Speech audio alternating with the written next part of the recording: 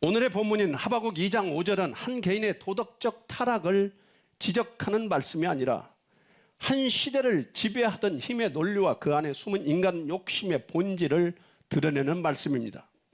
하박국이 활동하던 시대는 강대국 바벨론이 급속도로 세력을 확장하던 시기였습니다. 힘이 곧 정의였고 정복과 소유가 곧 성공처럼 여겨지던 그런 시대였습니다.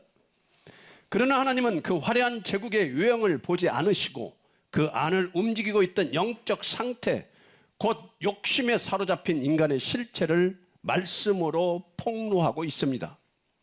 우리 오늘 본문 하박국 2장 5절 말씀 다시 한번 읽어볼까요? 한번 천천히 의미를 되새기며 한번 다시 읽겠습니다. 시작. 그는 술을 즐기며 거짓되고 교만하여 가만히 있지 아니하고 수월처럼 자기의 욕심을 넓히며 또 그는 사망 같아서 족한 줄을 모르고 자기에게로 여러 나라를 모으며 여러 백성을 모으나니.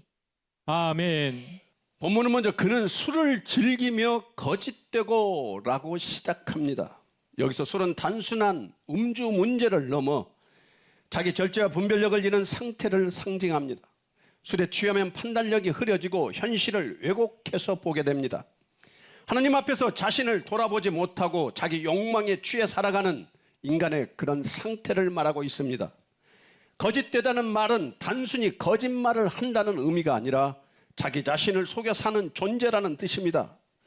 욕심에 취한 인간은 자신의 탐욕을 정당화하고 폭력을 성공으로, 지배를 질서로, 탐욕을 자기의 능력이라고 그런 거짓말을 자유롭게 하고 있습니다.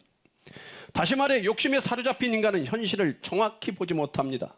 자기 자신에 대해 거짓되고 상황에 대해 왜곡된 판단을 하게 되어 있습니다.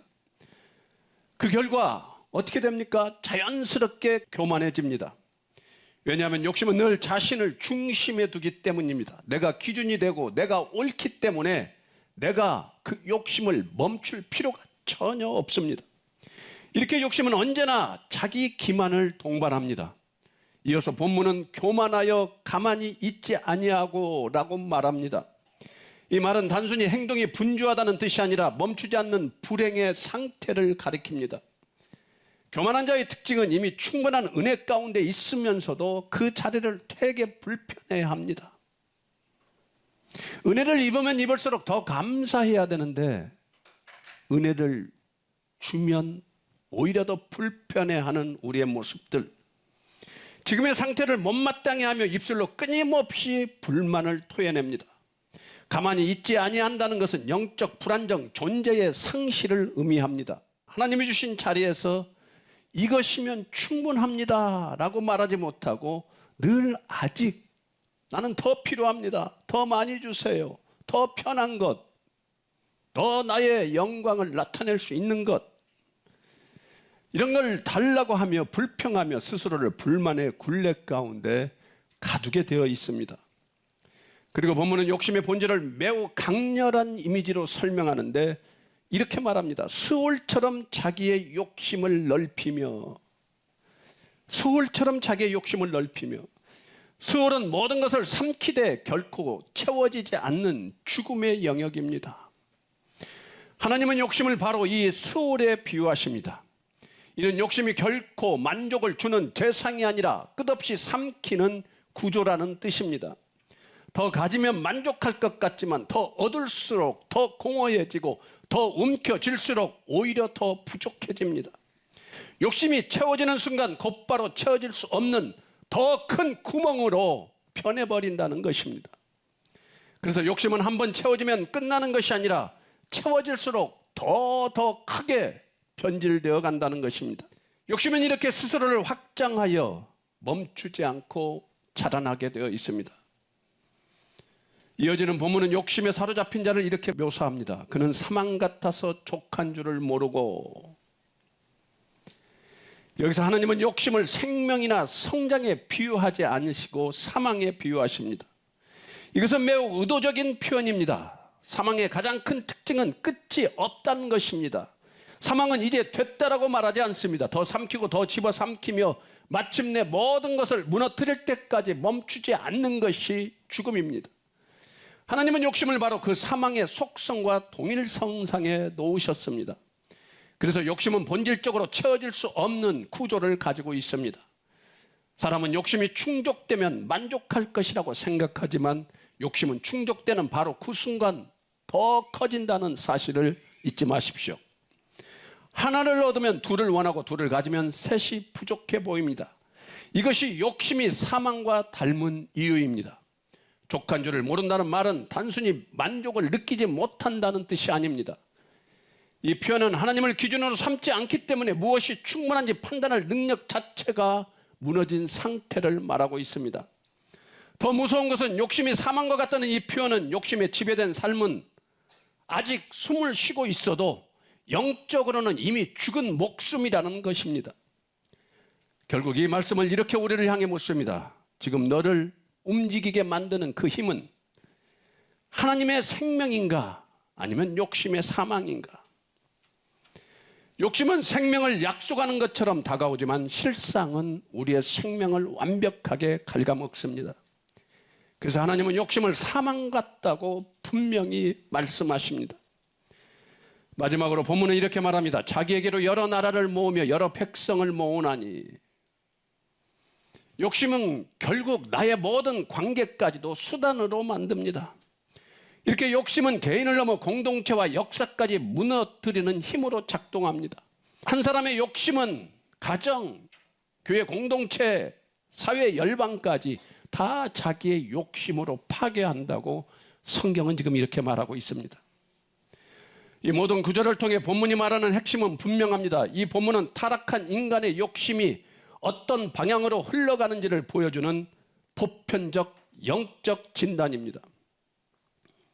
욕심은 우리를 취하게 만들고, 욕심은 우리를 교만하게 만들고, 욕심은 우리를 멈추지 못하게 만들며 욕심은 결국 사망을 낳습니다. 그래서 이 본문은 자연스럽게 하바국 2장 4절과 강렬한 대비를 이룹니다. 우리 하바국 2장 4절 말씀 한번 읽어보겠습니다. 시작. 보라, 그의 마음은 교만하며 그 속에서 정직하지 못하나 의인은 그의 믿음으로 말미암아 살리라. 아멘. 욕심으로 사는 자는 끝없이 무너지고 믿음으로 사는 자만이 생명에 거합니다. 욕심은 더 살게 하는 것 같지만 실상은 우리를 사망으로 이끌고 간다는 것을 여러분 절대 잊어서는 안 됩니다. 그래서 하나님은 욕심으로 살지 말고 믿음으로 살라고 말씀하고 있습니다. 정말 중요한 사실은 욕심은 소유의 문제가 아니라 존재의 문제라는 것입니다. 무엇을 더 가져서 해결될 문제가 아니라는 것입니다. 무엇으로 살아가고 있는가? 이것이 우리의 욕심을 저지시킬 수 있다는 것입니다. 이 지점에서 우리는 자연스럽게 다음 질문 앞에 서게 될 수밖에 없습니다. 그렇다면 왜 우리는 욕심의 유혹에 흔들릴 수밖에 없는가? 성경은 그 이유를 환경이나 상황에 찾지 않고 인간의 내면에서 찾고 있습니다. 그래서 욕심은 밖에서 갑자기 덮쳐오는 적이 아니라 하나님을 기준으로 삼지 않은 마음에서 자라난 우리 내면의 목소리입니다. 그리고 그 내면이 치유되지 않는 한 우리의 욕심이 고쳐지겠습니까? 인간은 어느 순간부터 스스로를 속이기 시작합니다. 이 정도는 괜찮다. 야, 그 정도 훔치는 건 괜찮아. 그 정도 거짓말은 괜찮아. 그 정도 욕심은 괜찮아. 너의 죄 아직 드러나지 않았어.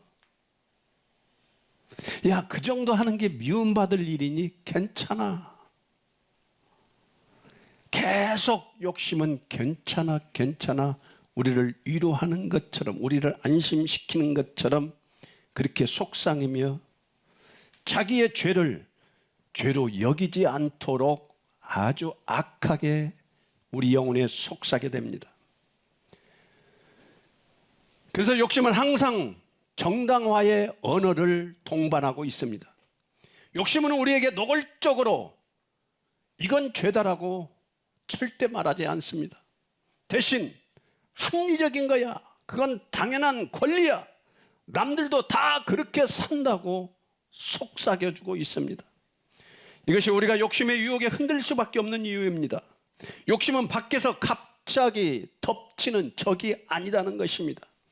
하나님을 두려워한 빛이 사라진 마음에서 자라난 내면의 목소리이기 때문에 사람은 욕심 앞에서 자신이 죄를 짓고 있다는 사실조차 느끼지 못한 채 점점 더 깊이 끌려가게 된다는 것입니다.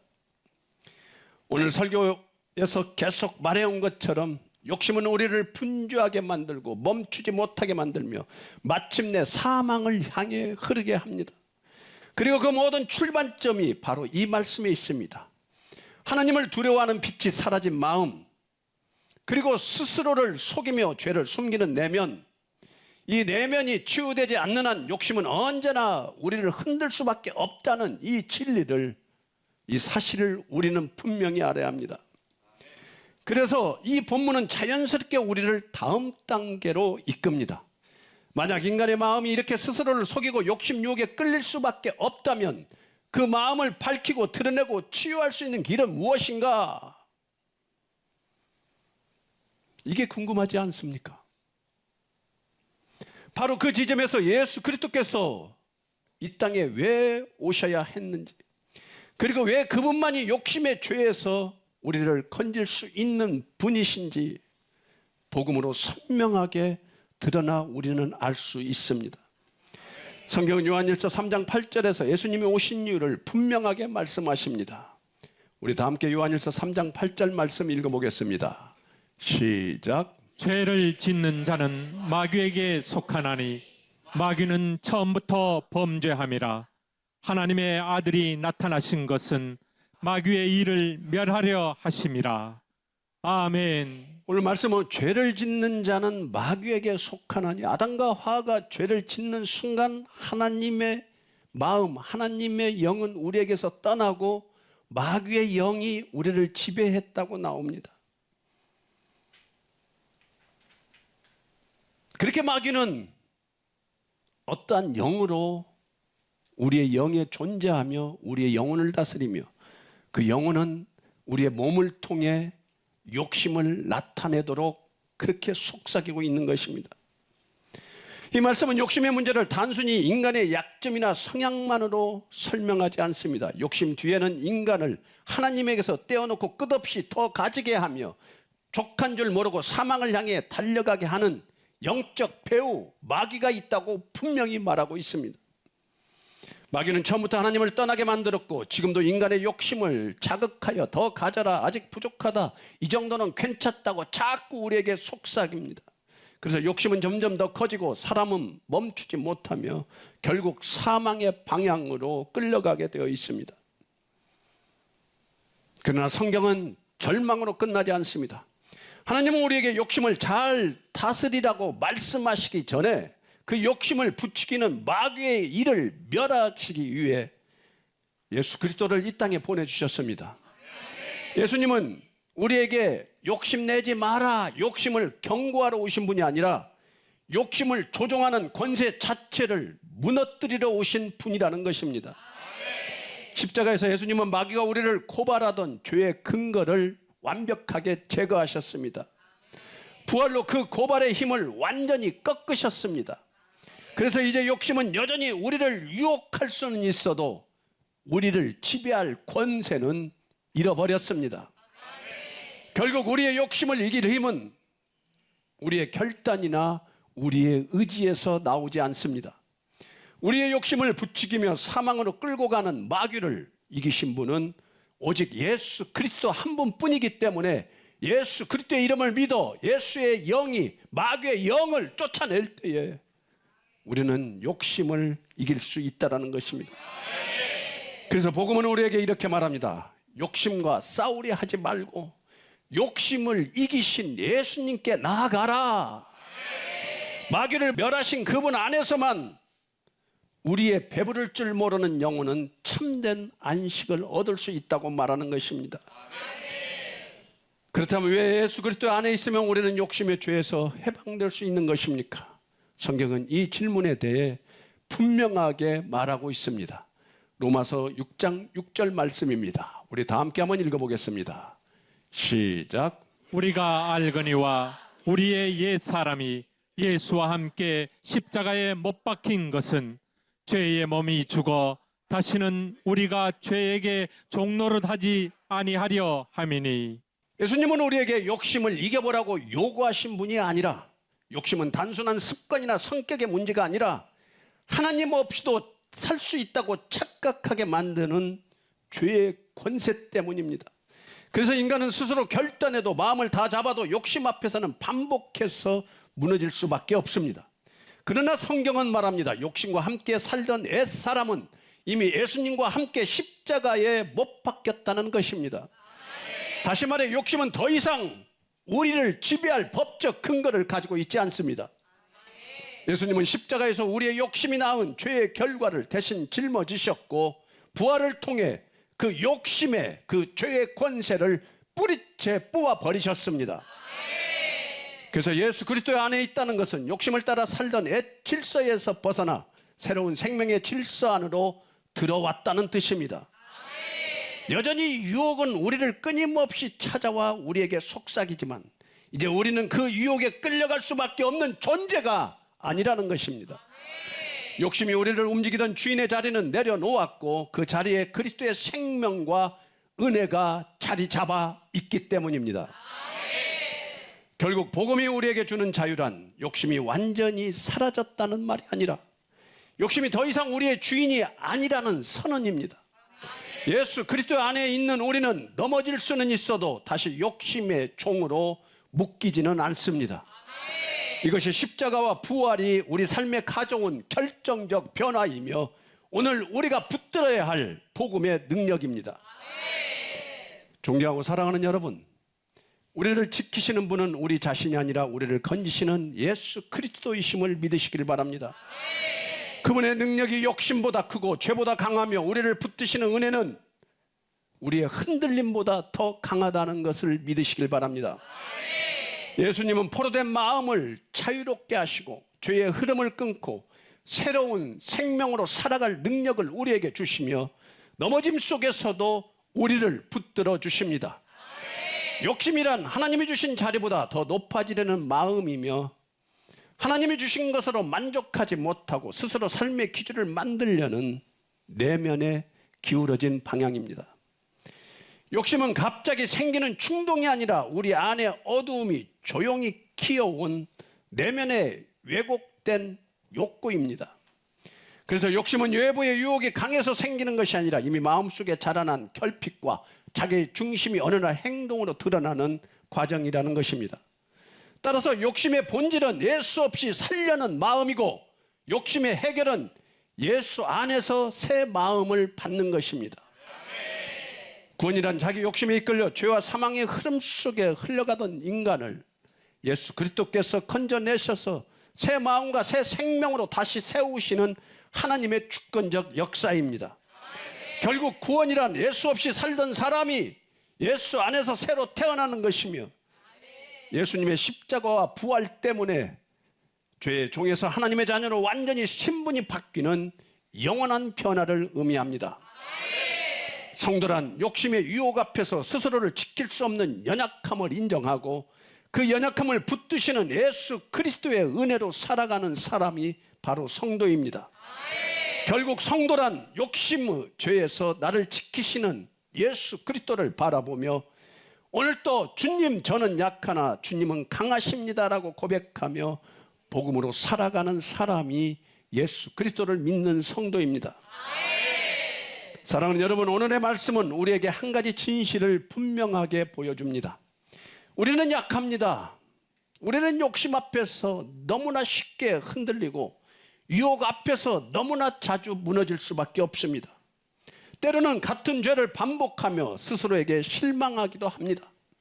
그러나 성도의 삶은 넘어지지 않는 삶이 아니라 넘어질 때마다 예수님께 다시 돌아가는 삶입니다. 여러분, 죄가 반복되었다고 해서 절대 좌절하거나 절망하지 마십시오. 좌절은 변화의 길을 막아버리지만 회개는 은혜로 돌아가는 길을 다시 열어준다는 사실입니다. 오늘 우리에게 필요한 것은 자기 비난이 아닙니다. 우리에게 필요한 것은 예수님께 다시 나아가겠다는 결단입니다. 회개는 제가 바꾸어 보겠습니다라는 이런 의지의 선언이 아닙니다. 주님, 저는 할 수 없습니다. 제 마음을 새롭게 하여 주시옵소서. 이렇게 고백하는 복음의 순종입니다. 존경하고 사랑하는 성도 여러분, 제가 여러분의 마음을 짓누르고 유혹이 다시 여러분의 손을 잡으려 할 때 제발 두려워하지 마십시오. 제발 숨지 마십시오. 도망치지도 마시고 좌절과 두려움 속에 빠지지 마십시오. 회개는 실패자의 마지막 선택이 아니라 하나님이 주신 새 출발의 선물입니다. 오늘 이 말씀 앞에서 마음을 열고 주님께 돌아오시기를 바랍니다. 주님은 여전히 여러분을 부르고 있으며 주님의 사랑은 여러분의 넘어짐보다 깊으며 주님의 능력은 여러분의 죄보다 훨씬 더 강합니다. 지금 이 순간 예수님께 다시 돌아가 회개하시기를 바랍니다. 그리고 그 품에서 다시 새 출발하시기를 바랍니다. 존경하고 사랑하는 여러분, 오늘 우리는 욕심이라는 내면의 싸움이 얼마나 집요하고 깊은지 다시 한번 깨달았습니다. 그러나 동시에 그 욕심보다 크신 예수님의 은혜가 우리에게 이미 주어져 있음을 우리는 확인했습니다. 우리는 그 욕심의 유혹 앞에서 흔들릴 수 있고 넘어질 수도 있습니다. 그러나 예수님을 붙드는 자는 흔들려도 무너지지 않습니다. 왜냐하면 우리의 손이 약해도 우리를 붙드시는 주님의 손은 아주 강하기 때문입니다. 그러므로 사랑하는 성도 여러분, 이제 여러분의 마음을 주님께 드리시기를 바랍니다. 주님을 더 많이 구하십시오. 여러분의 연약함보다, 여러분의 실패보다, 여러분의 넘어짐보다 더 크신 예수 그리스도의 은혜를 바라볼 때에 연약한 우리는 예수 그리스도의 이름으로 다시 일어설 수 있습니다. 그래서 우리의 살 길은 단 한 가지입니다. 주님, 저는 할 수 없습니다. 그러나 주님은 하실 수 있사오니 내 안에 들어오셔서 나를 다스려 달라고. 이 고백 하나가 여러분의 삶을 다시 세우는 거룩한 힘이 될 것입니다. 여러분의 삶이 더 이상 욕심의 방향이 아니라 예수님의 음성을 따라 걷는 인생이 되기를 간절히 바랍니다. 여러분의 내일이 여러분의 결단과 다짐이 아니라 예수님의 은혜로 이어지는 새로운 생명의 발걸음이 되기를 진심으로 축복합니다. 말씀을 마치겠습니다. 존경하고 사랑하는 여러분, 죄와 욕심이 여러분을 붙잡으려고 할 때 절대 두려워하지 마십시오. 좌절하지 마십시오. 예수님은 여러분을 지옥에서 건져내기 위해 피를 흘리셨고 그 사랑은 지금도 여러분을 붙들고 있습니다. 그러므로 여러분에게 간절히 피가 마르도록 목이 터지라 외치고 싶습니다. 오직 예수님을 믿으십시오. 예수 믿으십시오. 다른 길은 절대 없습니다. 예수 그리스도를 믿으면 우리는 살게 되어 있습니다. 예수님을 믿으면 우리는 죄에서 자유합니다.